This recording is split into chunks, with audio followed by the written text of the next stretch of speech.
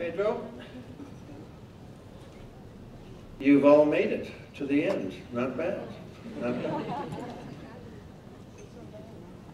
So before I perform my official duties of presenting some of the outcomes of this event, these instantaneous outcomes, because we're still not quite finished, I have been asked as well to give a little bit of context to these past 3 days. Let me try to do this quickly, and one of the ways that I think I can do that, because I've been around for most of this, is to give a quick timeline.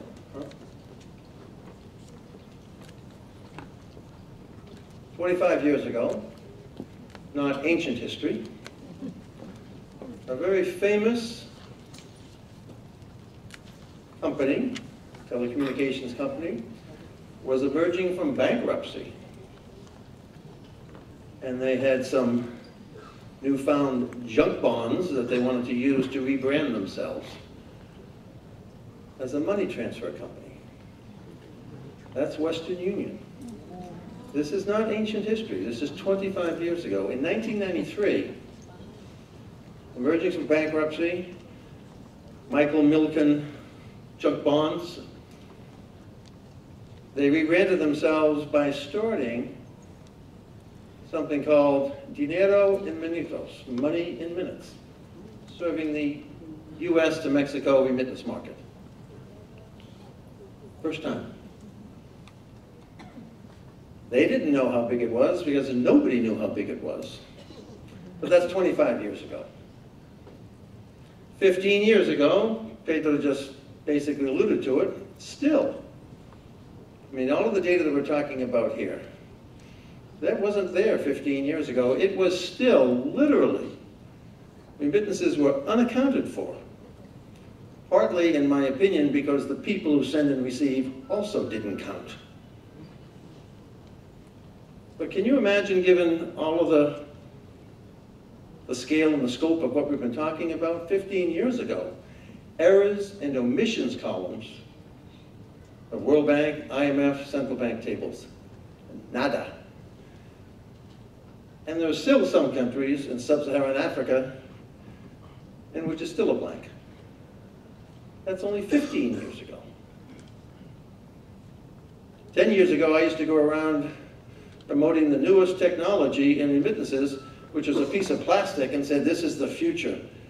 Dual-use ATM cards. That's what we had.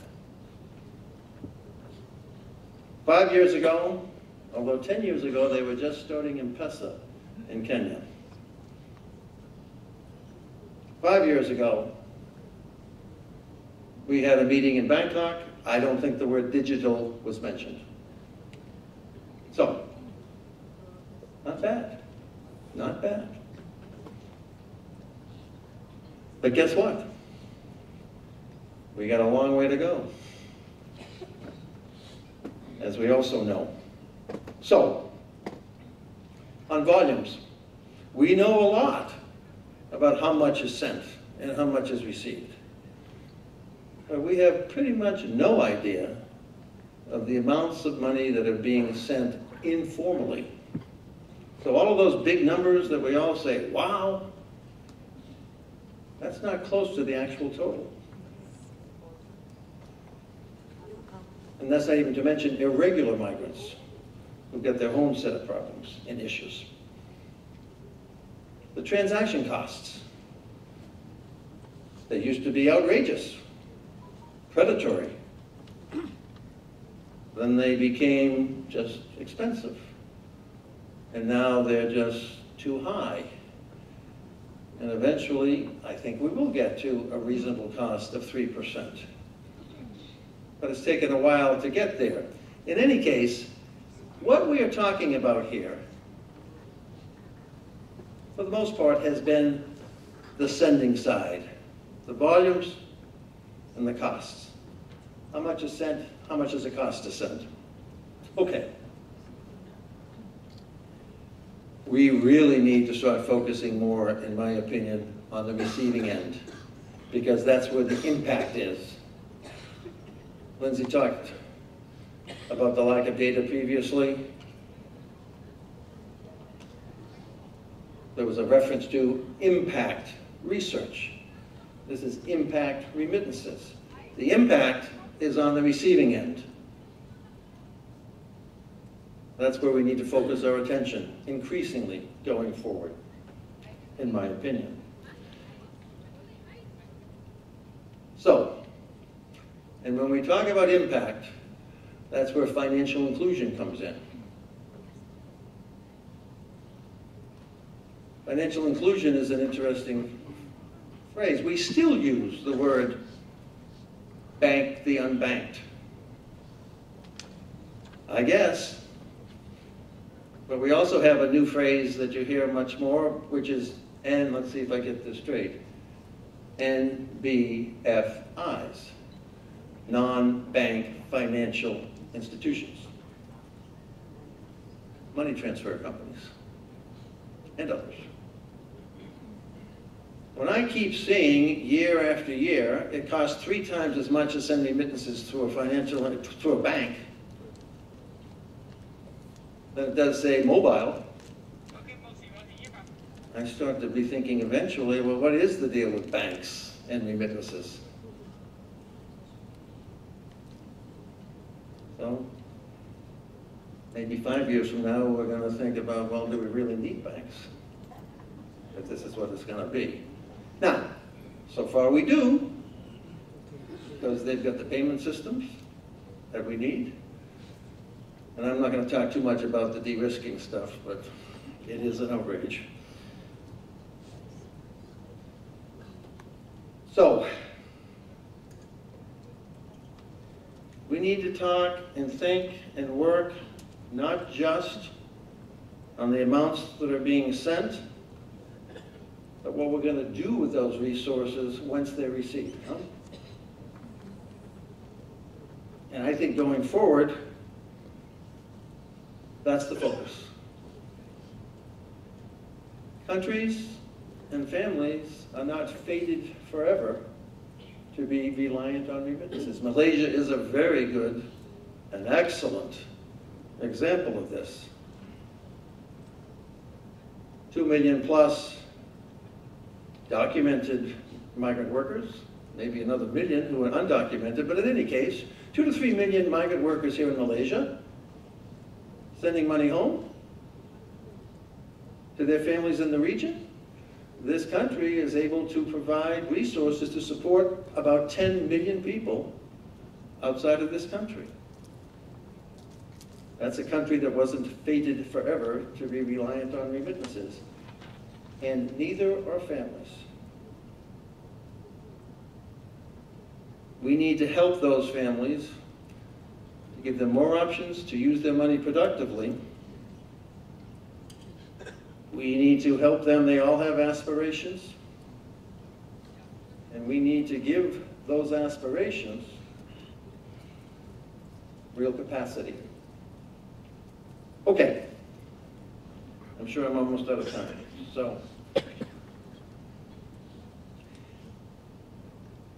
we need to harness all of the energy and the ideas and the intelligence that's in this room. There's lots of opportunities that have been talked about. There's lots of challenges that we all know about. But by God, all of the promise, all of the soaring potential of digital that's out there, you can't tell me that that soaring potential is going to fall victim to the creaky plumbing of a payment system. We can do better than that. And although I don't want to relitigate the whole de-risking thing, I do want to just say this. It's a fraud. De-risking has nothing to do, really, with money laundering or terrorist financing. They're not de-risking that process. They're de-risking the possibility that the pristine reputations of the banks, those banks that are regularly fined not millions or tens of millions or hundreds of millions, but billions of dollars for violating various money laundering and terrorist financing requirements. Those are the ones that are saying, oh, please, we don't want to be touching anything. We don't want to be touching those people that are moving these $200 and $300. That's beyond our reputational risk. So, I'm all for dealing with KYC, know your client, know your customer. That's a little bit out of control. So let's build a bridge to KYD. Know your diaspora. You want to deal with terrorism in the world? Then you provide more financial inclusion. If I had a whiteboard, I could figure out some mathematical equation that said more FI equals less terrorism. So if you're serious about this, let's stop playing around with KYC and let's do more with KYD. Okay, that's my screed. Can we put up the someplace back there, somebody, somehow? I'm begging you, thanks. Okay. This is the first time I've actually seen this. We were working on it up till a couple of hours ago. And so it was being edited. We really are trying to be inclusive here. So this is what we thought before we finished. We'd give some general overall parameters of what we think we've been talking about over the past 3 days. We could have 25 pillars.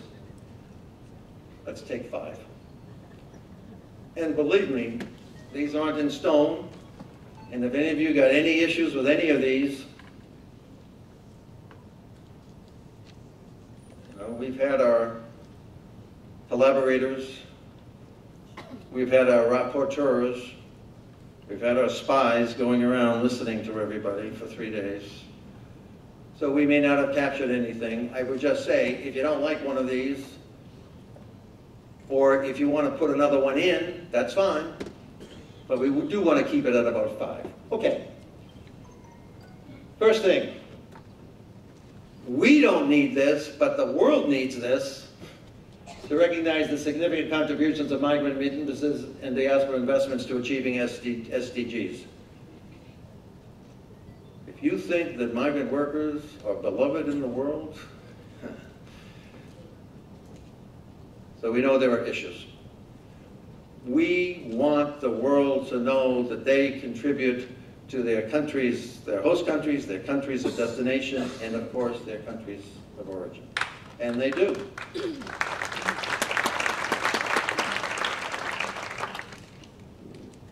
a lot of nonsense in the world. The risking is one of them. This other one is that they don't contribute. They do.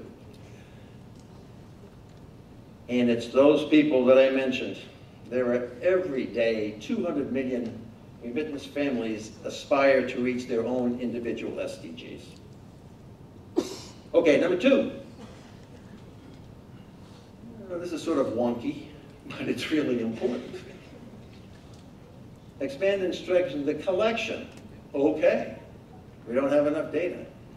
But please, God, let's analyze the data. Talking about that. It doesn't just go on a bookshelf someplace, or actually bookshelves are out, so I guess it's, let's use it. Let's have impact research, collection, analysis, and the application, okay, to foster effective public policies that are conducive to private sector. If I had to give one phrase, I would say that data and market intelligence is the lifeblood of effective decision making. You don't have the right data, you don't have the right analysis, you're not going to make right decisions. 3, review the legal and regulatory frameworks. That was one of our edits. I'm seeing this for the first time. So review the legal and regulatory frameworks. By the way, if we say review, I think that means that we don't think that they're all that good. So we're not saying improve, we're not saying enhance, we're saying review them, please, to ensure that they are spurring competition, innovation, and technology, leading to greater market efficiency and lower costs.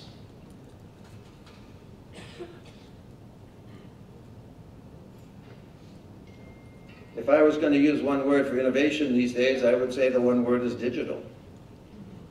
Well, it's just when I'm trying to figure out what digital is, I've now got to figure out what DLTs are.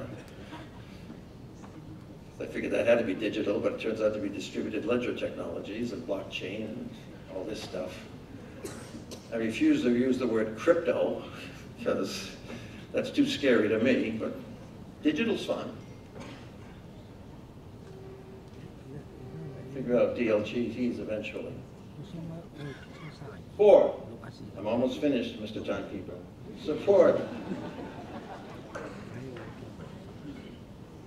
Pull the plug.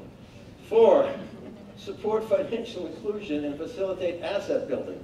I like the term asset building. A lot of people use wealth creation. I mean, when we're talking about migrant family remittances, I like asset building than wealth creation. Support financial inclusion, facilitate asset building in order to leverage the impact of remittances and diaspora investment. As I said before, this is what I think the whole ball game is now. Again, we used to talk about banking the unbanked. What a terrible word, bankerization. It's the best we had. Let's think of a better word.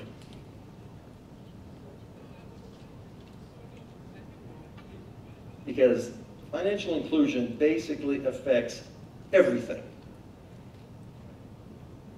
that migrant families wish to accomplish. And you know what it begins with?